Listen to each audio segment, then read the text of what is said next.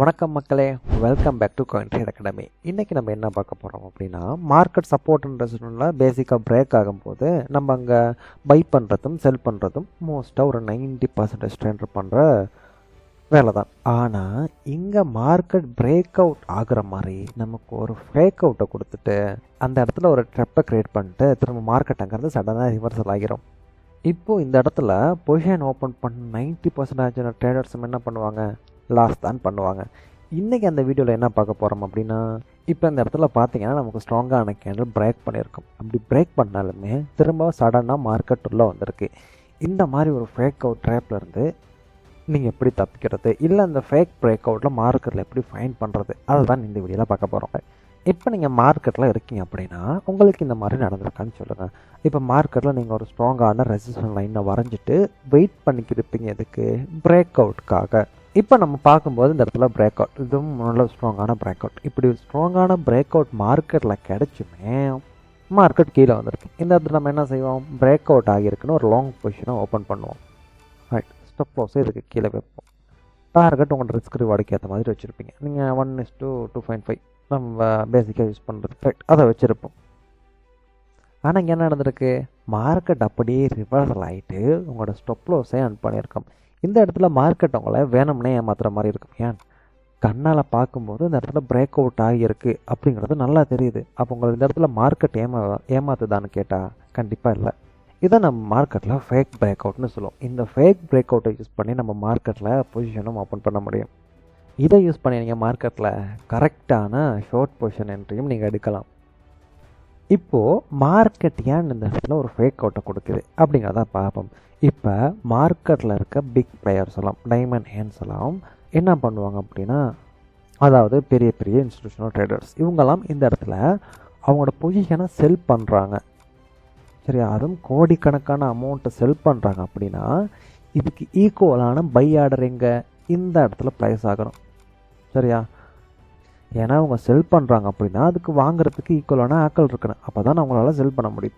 இப்போ மார்க்கெட்டில் இப்படி ஒரு ஃபேக் அவுட்டை க்ரியேட் பண்ணும்போது நம்ம மாதிரி ரீல் ட்ரேடர்ஸ் எல்லாம் என்ன பண்ணுவாங்க, இந்த இடத்துல மார்க்கெட் மேலே தான் போக போகுது அப்படிங்கிற ட்ரெப் ஆகி இந்த இடத்துல பை பண்ணுவாங்க.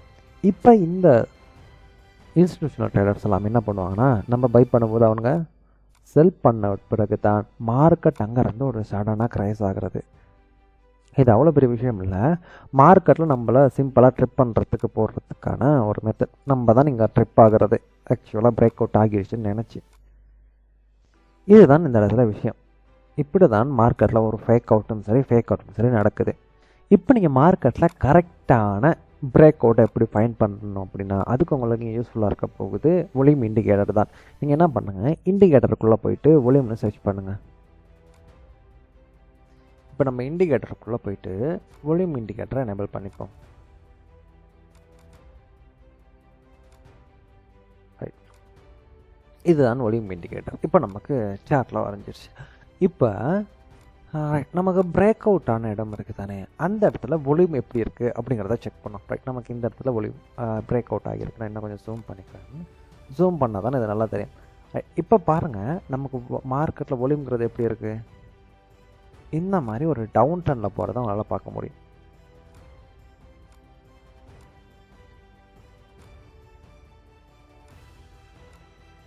ரைட், இப்போ நமக்கு இங்கே பிரேக் அவுட் நடக்குது அப்படின்னா வால்யூம்ங்கிறது நமக்கு அப் ட்ரெண்டில் போகணும். பட் இங்கே நமக்கு ஒரு ஸ்லைடாக டவுன் ட்ரெண்ட் மாதிரி போகுது. இதுக்கு காரணம் என்னென்னா, மார்க்கெட்டில் பையர்ஸோட ஸ்ட்ரென்த்து கம்மியாக இருக்குது.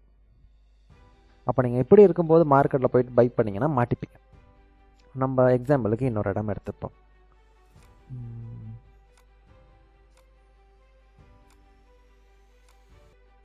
மார்க்கெட்டில் இந்த லெவலில் எடுத்துப்போம், அதாவது இந்த ரெசிஸ்டன்ஸ் ஏரியாவை.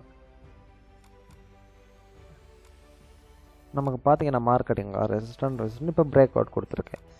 இங்கே நம்ம வால்யூமை பார்ப்போம்.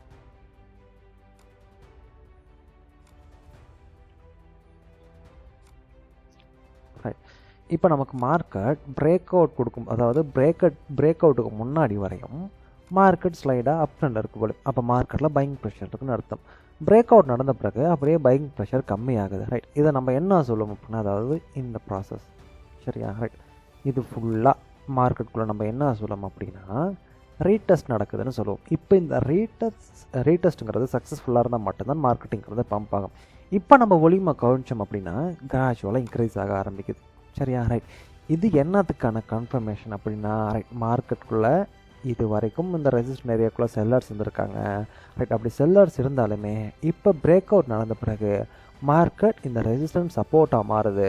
சப்போர்ட்டாக மாறும்போது மார்க்கெட்டுக்குள்ளே ஒலிங்கிறது இன்க்ரீஸ் ஆகுது. அப்போ இது ஒரு நல்ல கன்ஃபர்மேஷன் மார்க்கெட்டில் பை பண்ணுறதுக்கு. அப்போ நீங்கள் பை பண்ணுவீங்க அப்படின்னா எந்த டைம் பை பண்ணலாம் அப்படின்னா, ரைட், இந்த இடத்துல பாருங்கள் ஒரு அப் ட்ரெண்ட் மாதிரி இருக்குது ஸ்லைடாக. அப்போ நம்ம இங்கே பை பண்ணலாம் தாராளமாக. இங்கே பை பண்ணலாம். இப்போ ஸ்டாப் லாஸ் எங்கே வைப்போம்? இந்த ஜோனுக்கு கீழே வைப்போம். டார்கெட் உங்களுக்கு வழக்கம் போல் நீங்கள் உங்களோட ரிஸ்க் ரிவார்டுக்கு ஏற்ற மாதிரி வச்சுக்கோங்க. ரைட். நம்ம என்ன செய்வோம்? 1:2 வைப்போம். நம்ம இந்த இண்டிகேட்டரை டிசேபிள் பண்ணிப்போம்.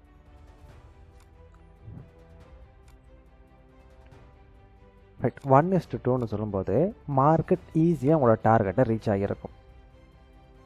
இப்படி தான் மார்க்கெட்டில் நமக்கு எக்கச்சக்கமான பிரேக் அவுட் கிடைக்கும், எக்கச்சக்கமான பிரேக் டவுன் கிடைக்கும். இந்த எல்லா பிரேக் டவுனையும் நம்ம ஒரு சக்ஸஸ்ஃபுல்லான பிரேக் அவுட்டா அப்படிங்கிறத நம்ம ஃபைண்ட் பண்ணுறதுக்கான ஒரு ஸ்டெப். இப்போ நீங்கள் மார்க்கெட்டில் ஒலியுமையும் பார்த்துட்டீங்க. பட் உங்களுக்கு கொஞ்சம் மார்க்கெட்டில் பயமாக இருக்குது அப்படின்னா உங்களுக்கான பெஸ்ட்டு என்ட்ரி செட்டப் எங்கன்னா ரீடெஸ்ட்டில் தான். இப்போ மார்க்கெட் பிரேக் அவுட் ஆகின உடனே இந்த இடத்துல உங்களுக்கு ஒலிங்கிறது இன்க்ரீஸ் ஆகுது. ஓடி போய் மார்க்கெட்டுக்குள்ளே பை பண்ணாமல் வெயிட் பண்ணி இந்த ரீடெஸ்ட்டுக்கு அப்புறம் நீங்கள் பை பண்ணுறது தான் பெஸ்ட்டான ஒரு விஷயமா இருக்கும். ஸோ ஃப்ரெண்ட்ஸ், அப்படின்னா நீ மார்க்கெட்டில் பிரேக் அவுட் நடந்த உடனே அவசரப்படாமல் வெயிட் பண்ணி மார்க்கெட்டில் பொறுமையாக ரீடெஸ்ட் வந்ததுக்கப்புறம் பை பண்ணுங்கள். அப்படி பண்ணும்போது உங்கள் அக்கௌண்ட்டில் இருந்து தேவையில்லாத லாஸ் எல்லாம் அவாய்ட் பண்ணப்படும். இந்த ட்ரிக் உங்களுக்கு புதுசாக இருந்துச்சுன்னா அதை கமெண்ட்டில் சொல்லுங்கள். இந்த வீடியோ உங்களுக்கு பிடிச்சிருந்தா வீடியோ லைக் பண்ணி கண்டிப்பாக உங்களோட ட்ரேட் பண்ணுற ஃப்ரெண்டுக்கு வீடியோ ஷேர் பண்ணி விடுங்க. நம்ம சேனலையும் சப்ஸ்கிரைப் பண்ணிக்கோங்க. அப்போ நம்ம நெக்ஸ்ட் வீடியோவில் சந்திக்கலாம்.